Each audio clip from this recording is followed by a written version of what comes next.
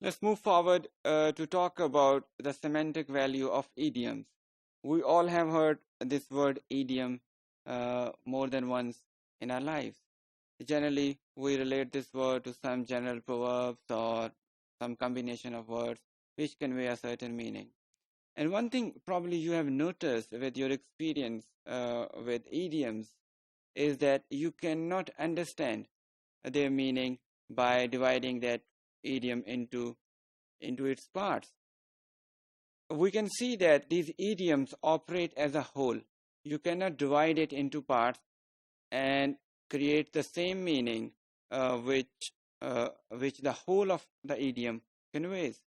So we can define idioms as a group of linguistic items who convey a whole sense, convey a whole meaning. But when we divide it into parts, it does not convey the same meaning. So the meaning of an idiom cannot be understood uh, by dividing it into its parts, which is probably possible with other linguistic structures in any language.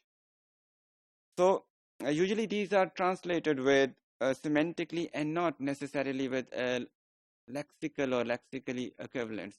Because if you go for their word-for-word translation, they would not take you to the right meanings which the whole conveys.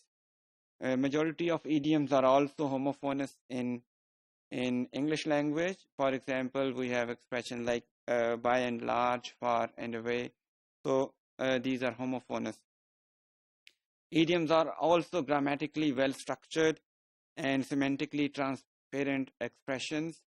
Overall, we can see that idioms are some rigid expressions in lexically or semantically speaking. They are rigid expressions which cannot be easily changed with other linguistic items in any language.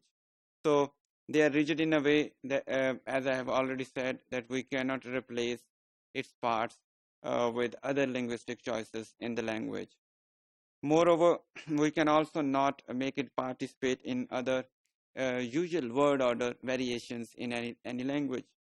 We are sometimes able to manage some variations in word order without compromising the meaning, or sometimes even changing the meaning. But if we change the word order in an idiom, it would no more remain the idiom, or at least it would lose its original meaning. So we cannot try this kind of experiment with idioms. They may be seen as a collocation of some special kind. Let's look at some idioms now. If you just look at the idioms written in front of you, they say kick the bucket, fly off the handle, red herring. All these idioms are combination of more than one word, but all of them can be replaced with a single word meaning. Just imagine their meanings for a while. Let's go for the first idiom, kick the bucket. This can be replaced with a single word meaning, and that is die.